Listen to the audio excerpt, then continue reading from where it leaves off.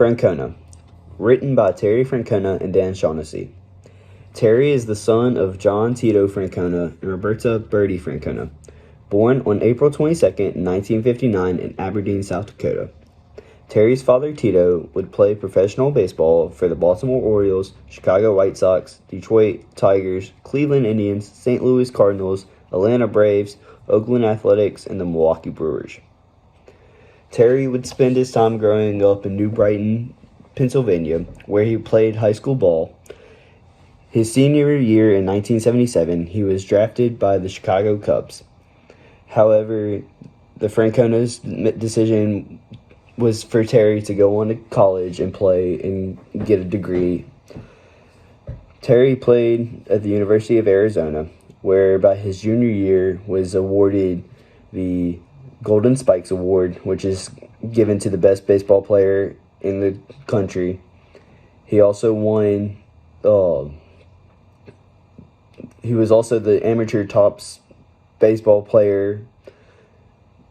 He won the College World Series MVP. Numerous accolades was given to Terry at his time at the University of Arizona.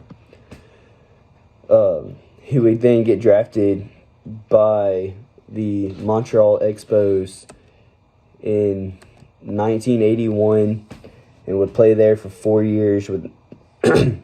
He would then go on to the Chicago Cubs, play with the Cincinnati Reds, the Cleveland Indians, and the Milwaukee Brewers.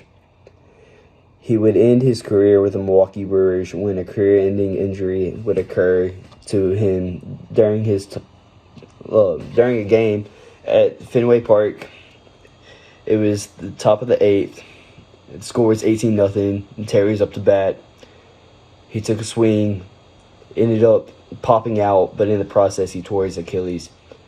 This would be the downward spiral of Terry's playing career, which would lead him down a path to coaching. In 1993, he was the manager of the Birmingham Barons, who is the Chicago White Sox AA affiliate. In his first year, he would win him and the Barons would win the Southern League Championship.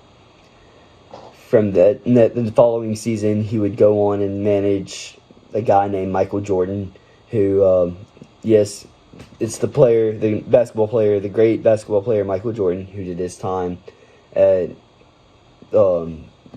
playing with the Chicago White Sox in the minor league system, who was managed by Terry Francona. That would be his start of his coaching career. From working with the Barons, he would go on to be a hitting coach for the Detroit Tigers, be a manager with the Philadelphia Phillies from 1997 to 2000. At the time, Terry was the youngest manager. Excuse me. Yes, he was the youngest manager, and this was like a test trial for Terry's managing days. It didn't last long. He didn't do a lot of winning when he was with the Phillies. He was kind of nonchalantly managing the Phillies at the time. And Philadelphia is known for their fans. They have a great, loyal fan base, but at the same time, it can be a living nightmare being a coach in Philadelphia. So from there, Terry kind of went on and did his own thing as a hitting instructor with the Texas Rangers.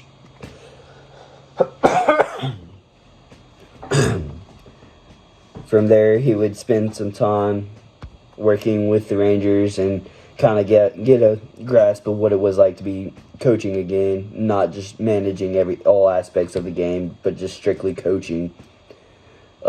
He thought he was done. He had pretty much called it quits at the end of the 2002 season, but a guy named Billy Beane, who is the manager of the Oakland A's, Billy Beane was a guy who created the Moneyball system for the Oakland A's and was big on that. And a guy named Theo Epstein was also around the organization of the Oakland Athletics. Billy and Terry played baseball together professionally and kind of grew a friendship from that. And Billy offered Terry the opportunity to be a dugout coach, where he wouldn't have to get on the field, he wouldn't have to do too much, but he was still around the game. And Terry couldn't pass up that offer. He decided that that was going to be his best route.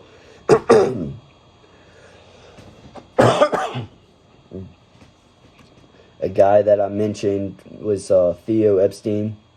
Theo would go on to be the general manager of the Boston Red Sox in 2004, and would bring Terry along with him to be the manager. Terry would go on to be one of the best managers the Boston Red Sox has ever had. He won 2 World Series with the team and was there from 2004 to 2011. Terry's style of managing is something I personally want to create as a coach, and that is being a player's manager. Didn't have many rules. He wasn't very strict on anything. Just kind of show up, do your job, go home, take care of your business, do whatever you have to do. That style is how I want to treat my players going forward with my coaching career, is kind of adapt that nonchalant style of coaching. Yes, there's rules, and yes, you got to be a hard ass when you need to be a hard ass, but at the same time, at this level, they're grown ass adults. They can do what they want. At my level, it's going to be a little more strict, but it's going to be a little lenient at the same time. From there, after winning 2 World Series with the Boston Red Sox, he would go on and be the manager of the Cleveland Indians, when that is where he's now currently.